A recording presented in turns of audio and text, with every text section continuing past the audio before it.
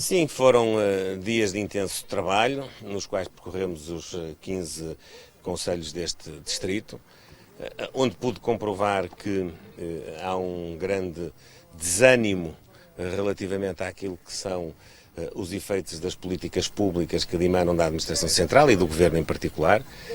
Nós temos um governo que é liderado pelo Partido Socialista e pelo Primeiro-Ministro António Costa, que está há 8 anos no poder. 8 anos é muito tempo, é o período correspondente a 2 legislaturas completas. E a verdade é que em setores fundamentais como a saúde, como as acessibilidades, como o apoio à agricultura, à pecuária, à exploração florestal, na habitação, em todos aqueles que são domínios que podem promover a coesão territorial, a atração e a retenção de pessoas, há falhas muito significativas do poder público, da Administração Central, que não acompanha aquilo que é também o outro lado deste território, que é um elevado potencial. É um território que tem cada vez menos gente, infelizmente, que tem uma população envelhecida, mas que tem um potencial enorme, um potencial natural, um potencial humano, e que tem muito boa gente que tem lutado e tem capacidade de resistência, capacidade empreendedora para arriscar, para criar novos negócios, para inovar, para desenvolver aqueles que já têm em funcionamento, muito suportados no apoio das autarquias locais, cujo trabalho quero aqui enfatizar. De facto, se não fossem as autarquias locais como motores de desenvolvimento, de criação de condições para atrair e para fomentar as atividades económicas, a situação seria ainda pior. Mas, efetivamente, Portugal precisa de um governo com outra visão estratégica. Isto não vai lá com governos que só se preocupam com o noticiário do dia em que fazem intervenções ou do dia seguinte. Isto precisa de pessoas, de governantes, de políticos que vejam a médio e longo prazo, que arrisquem decidir, que não estejam sempre a empatar, que não se percam nas redes da burocracia, da agricultura, ao sistema de ensino, à habitação. As queixas são sempre as mesmas: excesso de burocracia, exigências redundantes, atrasos, incumprimentos. Precisamos de um governo que pense estrategicamente e, do meu ponto de vista, é do interesse nacional que estes territórios tenham efetivamente uma discriminação positiva na fiscalidade, uma discriminação positiva nas condições que são dadas a instituições como as instituições de ensino superior, que possam, de facto, criar condições para que haja emprego bem remunerado, que fixe pessoas e que crie as dinâmicas para que os investimentos públicos depois possam ter aproveitamento. Estamos em direto para a RTP3.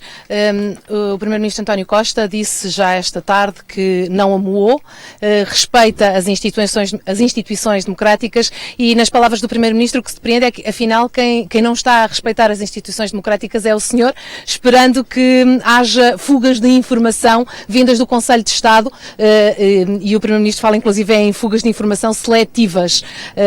Como é que entende estas palavras? Eu creio que elas chegam quase a ser anedóticas, porque só falta o Dr. António Costa dizer que as fugas de informação foram minhas. Ora, há uma coisa que podem ter a certeza absoluta: eu não estive na reunião do Conselho de Estado, nem nesta nem nas anteriores. Aquilo que eu sei é aquilo que é tornado público e que não é desmentido.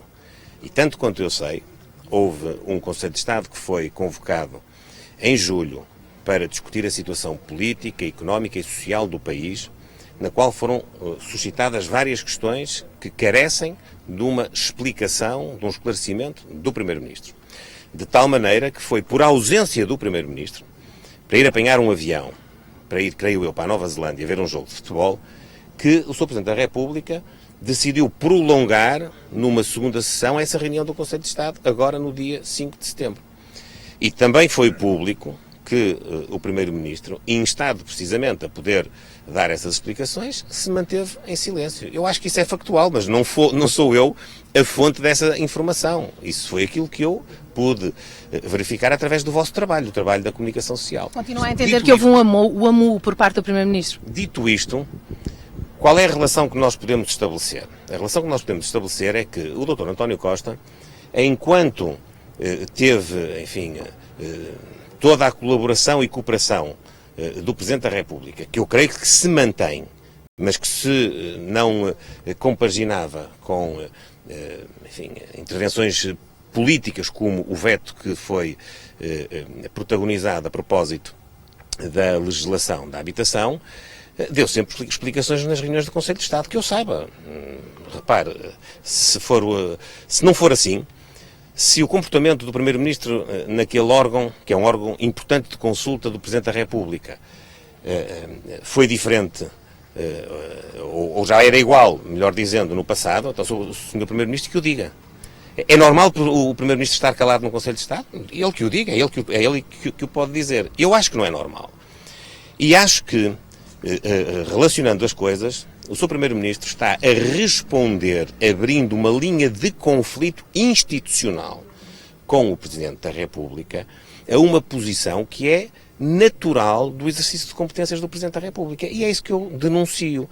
E isso, para mim, só pode significar um amu do Sr. Primeiro-Ministro relativamente àquilo que é o cumprimento das competências de Sua Excelência, o Sr. Presidente da República. Eu acho que isso não é bom para o país.